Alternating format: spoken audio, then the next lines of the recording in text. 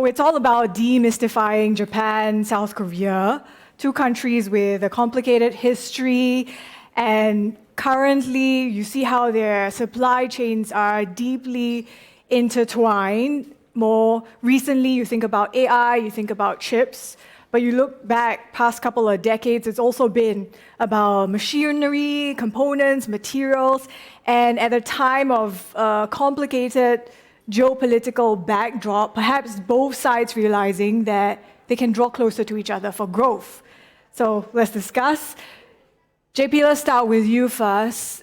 You see the need for Japan and South Korea to align more closely on supply chains, but capital as well. Put things in perspective for us. How do you think they can go about doing so?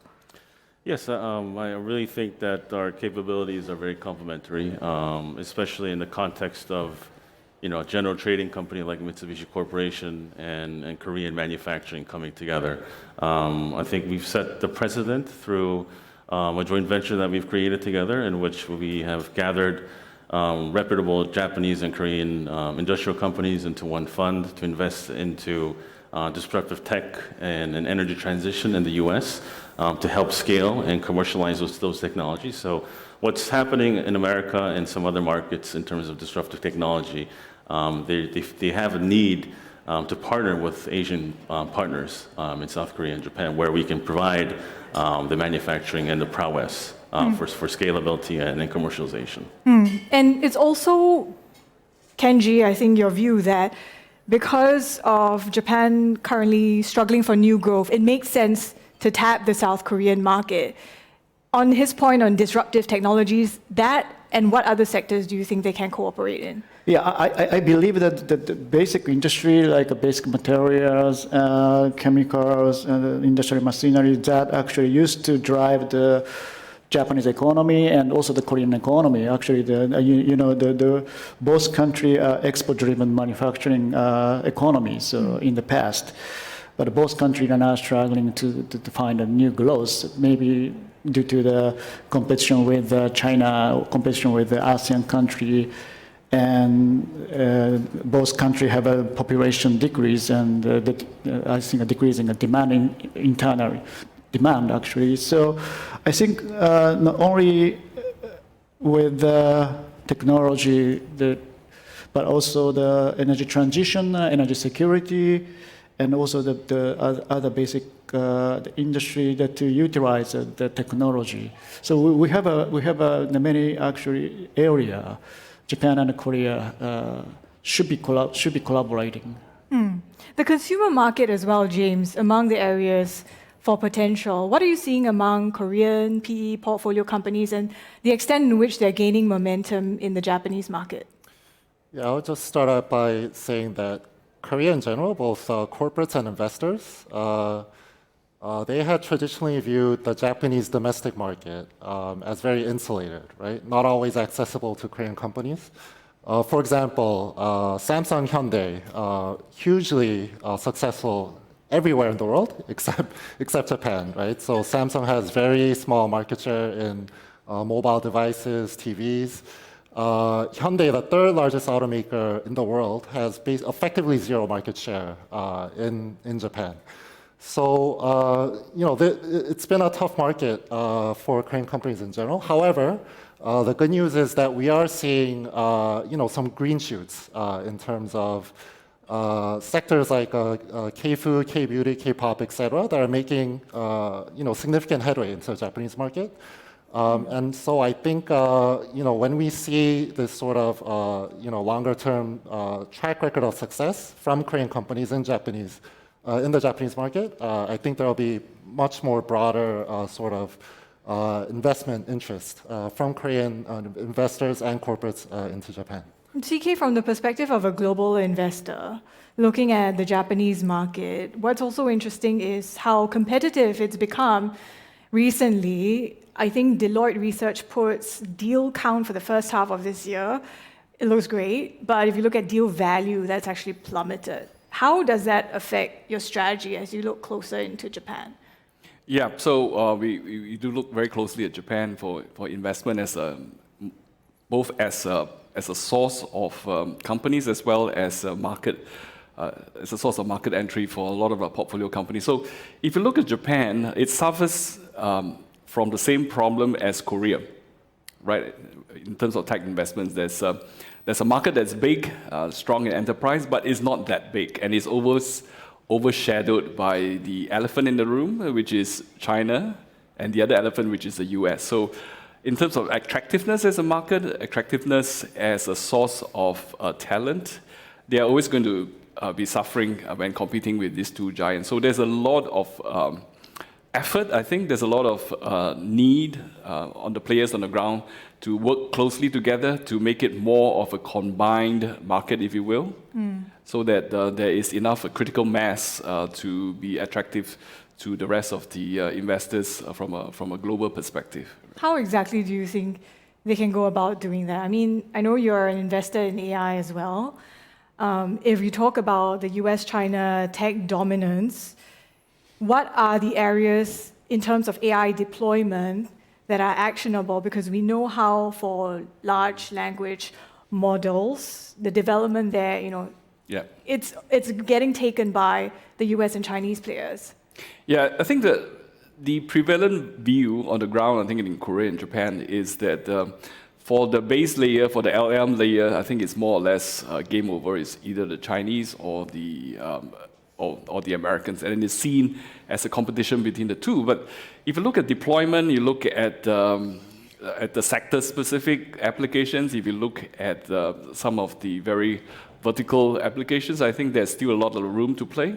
You see a lot of very good players coming out, and some of these players are very adept. They are using not just their own homegrown talent, but talent from, let's say, India or China to actually make up for the shortfall in the initial AI talent that you find in those countries. Which brings me to my next question. JP, maybe you can weigh in on this. It's a global competition for talent, and if Japan and South Korea are looking at closer cooperation, should those ventures necessarily be into the US at a time where we know Korea investment pledges, a key overhang is immigration, visa? These are outstanding issues. Yeah, I mean, I do think we should still consider the U.S. Because of the sheer size of the market and the opportunities that it presents itself. I mean, I'm getting daily calls from my counterparts and stakeholders in America reaching out to us to help with manufacturing, help with commercialization of technology. So, and I've spoken to a number of folks in Washington, D.C., and I've stressed the fact that we need reciprocity, we need prosperity zones, we need economic zones in which the U.S. can house us to help with this whole onshoring or reindustrialization of America. It's not really, it has nothing to do with politics. I think it has to do with the market, the sheer market, and I guess the need and the demand that presents for our companies in the U.S. Kenji-san, would you agree with that? Yes, I completely agree with. So Mitsubishi Corporation, they're very much actually looking at the opportunity in the States. So we are a little shy to invest in China at this moment. So, but in addition to the U.S., we are looking at the opportunity in ASEAN countries. So as I mentioned, the Mitsubishi Corporation is a little shy to have a direct investment in China, but we definitely thinking about the Chinese growth. So in order to get the Chinese growth, so we now are focusing on the ASEAN countries. So because of for Japanese company, it's relatively easy to actually do that business in an ASEAN country, maybe the Korean company as well. So I think in the States, Japan and Korea should collaborate how to actually expand the business in the States, but also in the ASEAN country. So Japan and a Korean company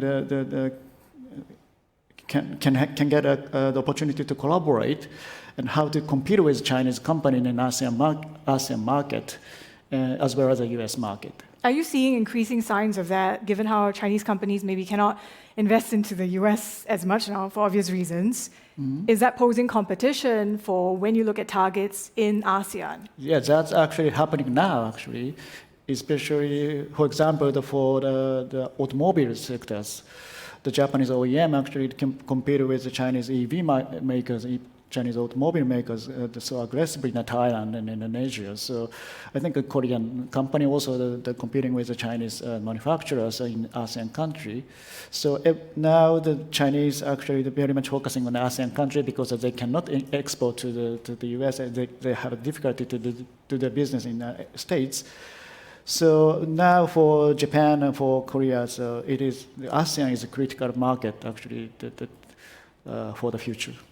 One more point I want to mention is Europe is also starting to reach out to us. I think because of, I wouldn't say the decoupling from America, but a lot of the technologies and the businesses rely on American technology and the market. So I think they've reached out to Korea, Japan to identify new technology that's being developed in our respective countries, especially in the realm of defense technology, dual-use technology, as the budgets have increased. A lot of them have already made investments in the U.S.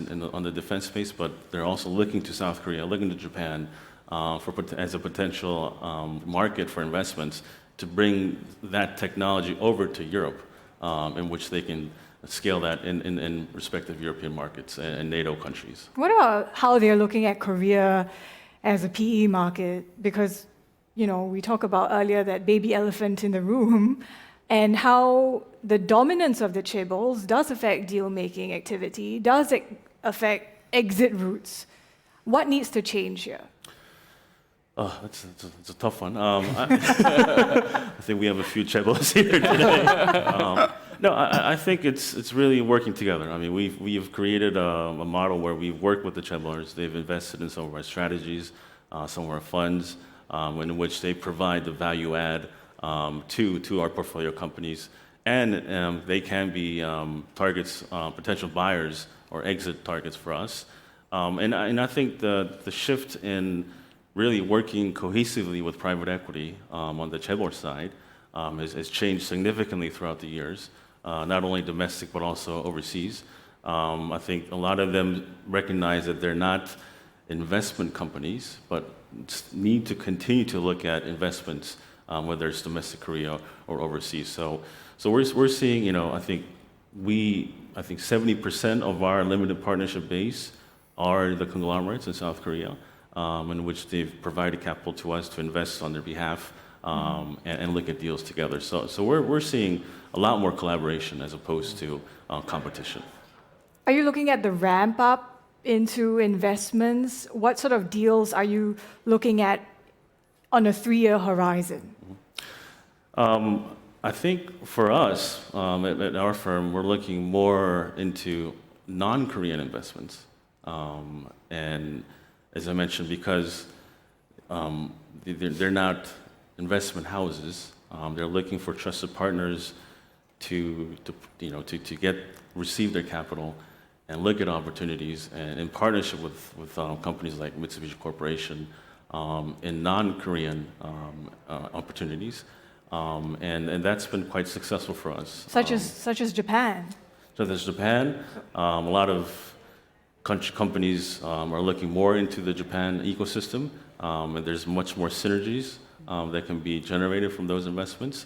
One example also is energy security. We're working on a project where we can connect the Kyushu province with the southern region of South Korea through a subsea power cable for energy security, and also more cost-efficient energy to be provided to each countries. So a lot of these types of collaborations are happening more and more. James, what do you see in terms of Korean PE? What is the outlook looking like to you? So just going back to your point on the chaebol relationship, right? So I think historically, chaebols have been great partners to PE firms. So when the M&A market was doing well, immediately post-pandemic, they were great buyers of PE assets. There were a lot of great PE exits made to chaebols. Following the rise in interest rates, there have been some Korean conglomerates that have been in deleverage mode and sell-down mode, restructuring mode. So now there's a lot of carve-outs happening from chaebols and selling to PE firms. So in that way, PE firms are providing a lot of liquidity to the chaebols. Do you see there being a need for sort of shift and a change to perhaps facilitate things a bit further? No, I think there have been a few exceptions where I won't name any names, but certain PE firms in Korea have tried to take a more activist role in terms of restructuring, conglomerates, and that generally hasn't gone well. But I would say that's sort of the exception, and generally speaking, most PE firms will try to maintain a cooperative relationship with chaebols. We talk about these big Korean companies. We got to talk about Samsung. I wonder, as a tech investor, I mean, CK, we're seeing SK Hynix, Samsung in the spotlight, their investments, their deals with OpenAI. What do you think is the competitive advantage for South Korean tech? Yes, I think if you look at historically for South Korean tech, it has always been very strong in certain key areas, especially I think in AI. If you look at what's happening right now, where a lot of the battlegrounds or the boundaries are still not drawn yet. In fact, we were just talking about, for example, what's the best way to access AI? Is it still your smartphone? Is it still your computer? Or would it be, let's say, the smart glasses that is coming out? And if you look at smart glasses, I think the verdict is still out there. The players, there are a lot of Korean players. And if you look at the technology behind the smart glasses, a lot of them are actually from Korea. A lot of them are actually from Japan, right? So I think there's, going forward, as opposed to the traditional industry, the AI will create a lot of new battlegrounds, a lot of new industries that I think there's a chance for Japan and Korea to be leading in that space. And one more thing, I was just thinking about Kenji going to the US, right?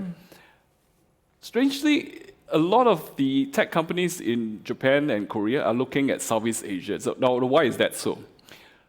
From a market point of view, it's not as big, but there is one thing that is very much overlooked. I would call it almost like a goodwill balance sheet, right? If you look at Southeast Asia, and if you look at most of the surveys that say, which countries do you have a very positive view? Almost all the time, it will be Japan and Korea. But of course, soft power has got a lot to do with it, the way they project, for example, the culture, especially I think with the young people. And I think Japan and Korea, especially the tech players, should not miss that out. You have a very good amount of goodwill balance sheet with the people in Southeast Asia, and they can use that as a springboard to actually work closer with the ASEAN economy. So this is something that, for example, the US increasingly and China increasingly cannot claim to have that kind of goodwill. Yeah, soft power, very strong. Yeah, I want to talk about the opportunity in related to the AI in Japan and then maybe in South Korea as well. So I think that the AI industry is divided to the three portions. One is making the AI infrastructure and providing the AI the models and providing the AI application. So the AI application, actually probably the Japan and the South Korea will be able to get some advantage in the future. So of course, probably the AI models probably dominated by the OpenAI and Google, and AI infrastructure also dominated by the large hyperscale, the asset manager like Brookfield and others. But AI applications still we have room to compete with. So because applying the AI model to each industry is a little difficult actually. So probably the US AI application has a good advantage, but when we think about it, applying such model into the actual real world, so I think they have to specialize the model for the specialized industry needs. So Japan and Korea have a good manufacturing capability and good the process. So I think they have an opportunity for Japan, maybe the Korea domestic AI company can compete with to provide, if they can provide a specialized the model. Also the Japanese corporation and the Korean corporation, if they can provide a good use case for the AI company. So also the Japan and the Korean manufacturing can get the new growth engine, or maybe they remodel the business actually, and to get at the future growth. So I think still that there is a possibility for Japanese, the Korean, the technology company, the domestic technology company to compete with. And are you looking to ramp up investments in that space? Specifically, I know there is a form of tie-up with Sakana. Yeah, actually, Sakana actually now is very close to working with Mitsubishi Bank, not Mitsubishi Corporation, but of course, we need to cooperate with the Silicon Valley's technology company. So we recently decided to invest in the one big venture capital in Silicon Valley. But what we are trying to do is just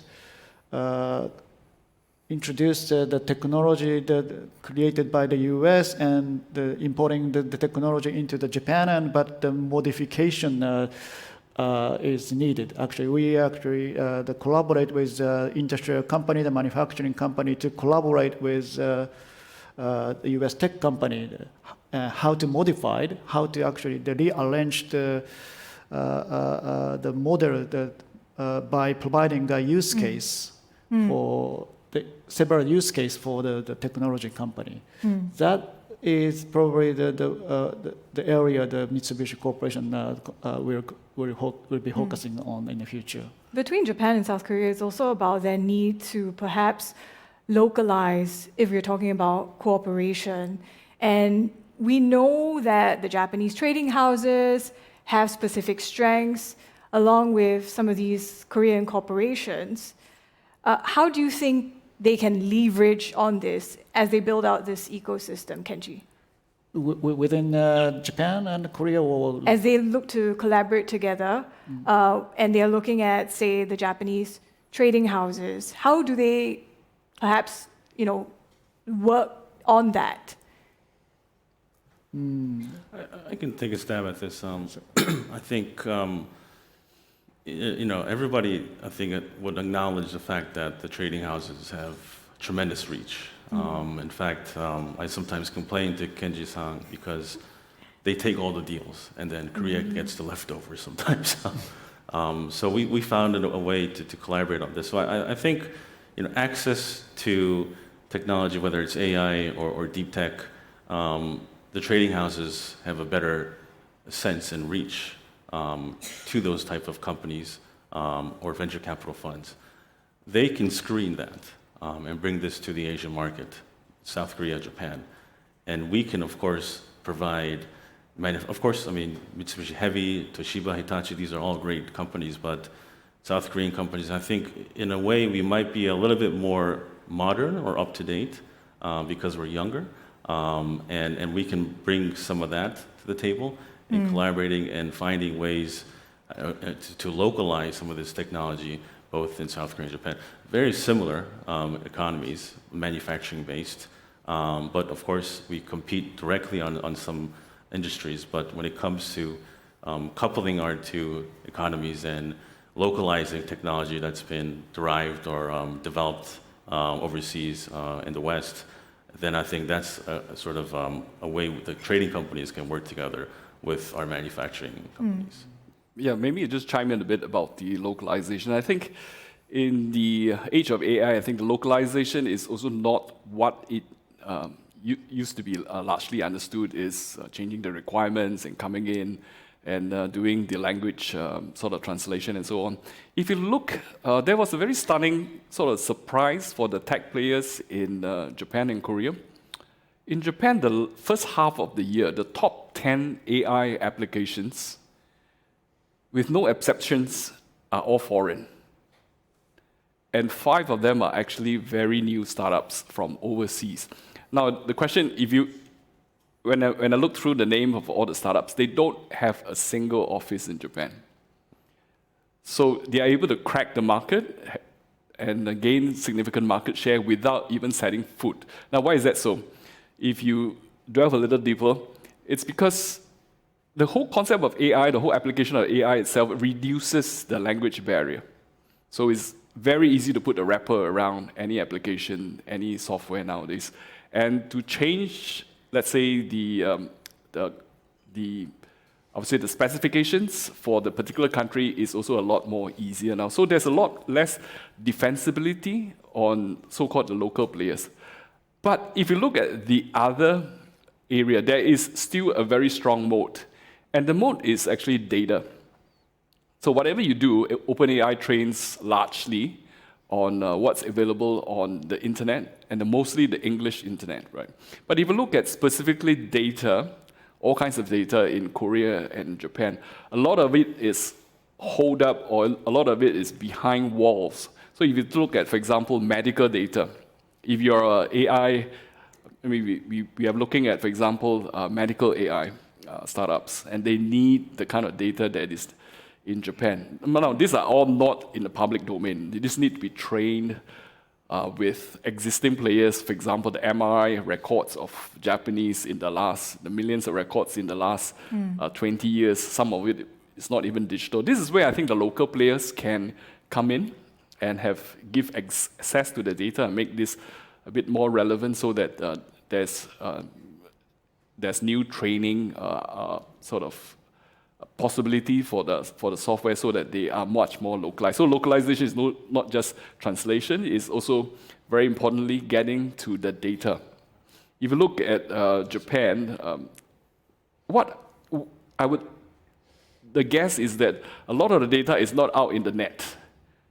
A lot of it is actually hidden or behind the social network like Line and so on, which is not available to actually most of the players out there. So you can try to do as much digging as you can, but without the cooperation of the local players, you just can't effectively go into the market. Yeah. And just from a consumer retail perspective, I would say it goes even beyond local partnerships, right? So in order for Korean companies to be successful in Japan, you can't do it remotely. You absolutely have to have a local presence there. So for example, just going back to K-beauty, the largest markets in Asia are Southeast Asia and Japan. In order to export to Japan and have a relative level of success there, you can just establish local partnerships with wholesalers there and distributors there, and they'll take care of the rest, right? In Japan, that doesn't work. You have to have a local staff there, office there, that could build really, really tight relationships with the local distributors there, marketers there, etc. And that takes a long time, right? The K-beauty companies that have been most successful in Japan were loss-making for the first several years. It takes a huge commitment, but afterwards they've really taken off. So the investments have been paying off recently. Just picking up on Kenji's point earlier, CK, I wonder if you can weigh on this, on AI deployment, because we do see, in terms of enterprise AI, there's a sort of pilot purgatory. How do they get past this? Yes. In fact, if you look at the latest deployments, they are not even official. Most of the apps that you see, they will tell you that out of the, let's say, the Nikkei 225, it is already deployed in 150. The reason is, the actual fact is that it's not the company that actually deploy this. They are actually self-paying employees who are using this. For example, they download it, and there's enough, let's say, 10 guys in the company that actually uses it. I think for the first time, you're seeing very active deployment at the consumer level that is brought into the enterprise. But so that itself is the sort of proof of concept. So that's the easy part.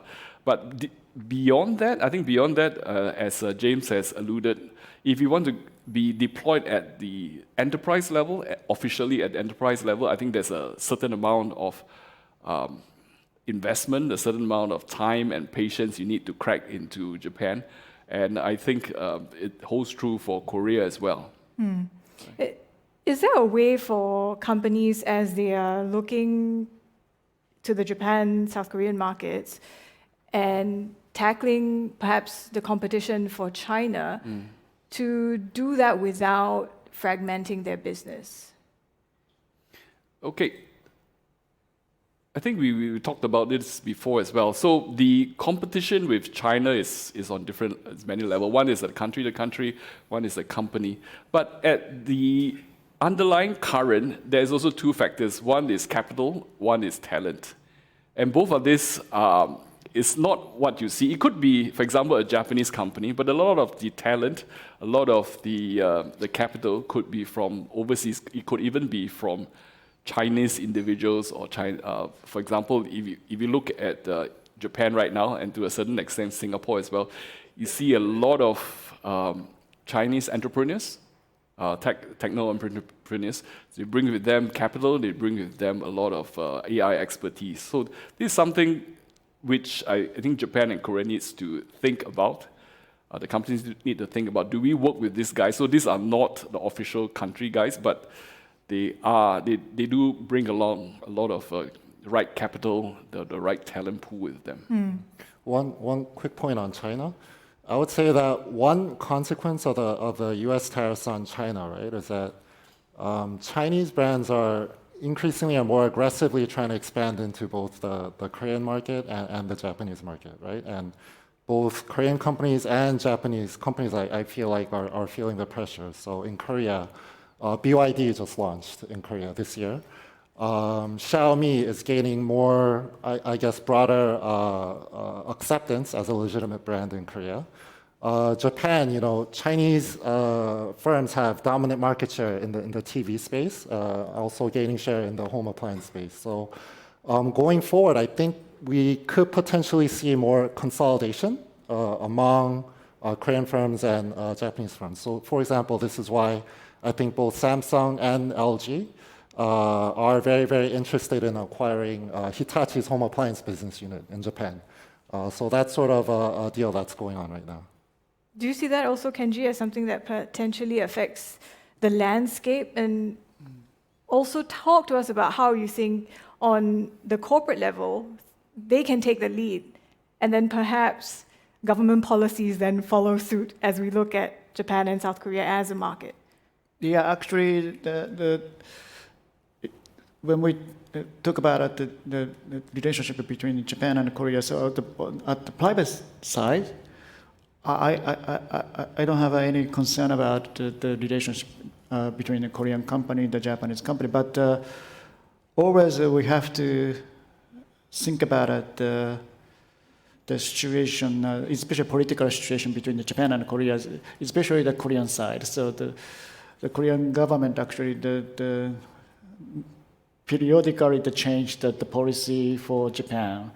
So of course, at the private sector, we can ignore at certain the level, but of course we can't ignore. So the tension between Korean community and the Japanese community, but especially the Korean community. So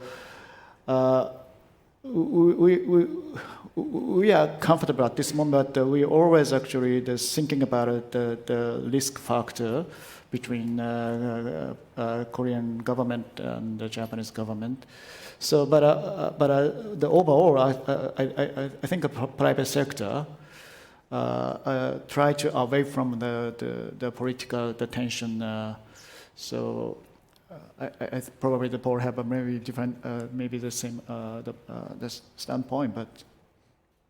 Yeah, I mean, absolutely. I don't think we can rely on government for this matter. It's a very sensitive topic, but I am very happy about the progress that we've had these past 3 to 4 years. Even with our new president, Lee, coming in, his first trip was to Japan in terms of his foreign visit. Also, Prime Minister Ishiba, of course, he's ending his term, but he visited South Korea, I think a couple days ago, to continue with these dialogues, positive dialogue. So, I mean, yeah, as Kenji mentioned, there's always a change in administration and some subtle changes in stance, but the private sector has really set the example. I think we've done this in the past despite conflict, and I think more actively we should partner up, especially when entering into global markets together, not only our respective domestic markets, but really partnering up and going at global markets such as US or Europe. One example I do want to share is we created a fund together in growth stage energy transition technology. We invested in a US-based ammonia cracking company. The tech was developed by, just by chance, two Koreans that founded the company in Brooklyn, New York. Our fund invested. The fund, again, as I mentioned, is with Japanese and Korean conglomerates together into one fund. We set up a joint venture with one of our investors, a South Korean engineering and construction company, to commercialize this technology in Asia. So this is really, I think, a picture-perfect example of how we are bringing our strengths together and entering into global markets. So again, I cannot stress more the fact that the private sector has to continue on this mission to join forces. This is coming at a time where there's a obviously very challenging geopolitical backdrop. Whether you're looking at the US Trump administration and the uncertainty over policies, how do you make sure that, given this backdrop, Japanese-South Korean cooperation withstands whatever we see for the next couple of years? That's a good one. I think we really just have to look at which markets or which geographies provide economic opportunities for us without politics. And as I mentioned, and of course I agree with CK, Southeast Asia is a flourishing market we should look into together. I still stand firm on the US market, just given the sheer size and the nature of the market there. And these will have economic benefits for all of us, despite politics. And I do admit that politics did play a role in providing these avenues or markets that we are considering right now to focus on. But yeah, I mean, it's really on the economic benefit that mutually that we will both have. Yeah, I think on the point about Southeast Asia, as a Southeast Asian observer on Japan and Korea, maybe they could take a page from the ASEAN approach, which is a much more neutral, a much more practical approach to doing business with the other countries. If you look at Japan and Korea, there are so many historic ghosts in the whole history, which we won't bring up here. A good example of a working model would be Vietnam and China. These two countries has as much political baggage and historical baggage, but they work together from a very practical point of view, from a very, for example, in terms of investments, in terms of opening up each other to the different markets, because they take a very practical approach. There's a lot of shared interests, and I think Japan and Korea, especially with tech now, with AI, I think they realize that there is a lot more in common than they need to be. Either you remain in the peripheral of the whole AI space between US and China, or you band together and become a much larger market, pool together your resources and make use of your soft power. For example, like working with Vietnam, for example, probably the largest pool of tech talent in Southeast Asia. Japan has the largest number of foreign students from Vietnam, which is why I was quite pleasantly surprised. A lot of the founders, a lot of the tech talent in Japan are actually Vietnamese ex-students, right? So they are the biggest pool after China. So this is something, a lot of this soft power can be made use of even in the tech arena. It's a very pragmatic approach, right? Especially when it comes to ASEAN, you talk about that neutrality. What in your mind can perhaps accelerate? I mean, we talked about this earlier. when it comes to US-China tech dominance, maybe you can't compete in LLM space. But what else? If you're looking at the Japanese and South Koreans leveraging, what can they then compete on? Yeah, I think they are faster to the market, and for example, they're much more local. They would take this market, the local market, the ASEAN and the Korean, Japanese market as the key priorities. Whereas if you're a startup based in Silicon Valley, that is always priority number 4. I mean, the first one is if you're in Silicon Valley, you want to first of all conquer US, make sure that you're on both East Coast, West Coast, and the next most logical destination would be probably UK, and then Europe, and third, maybe fourth on the mind would be Japan. But if you are already in this neighborhood, I think then you can put this as one of the key priorities. And as we talked about before, data is key, right? So there are a lot of data pools, very local data pools in Korea and Japan, which is not available without significant effort to the outsiders.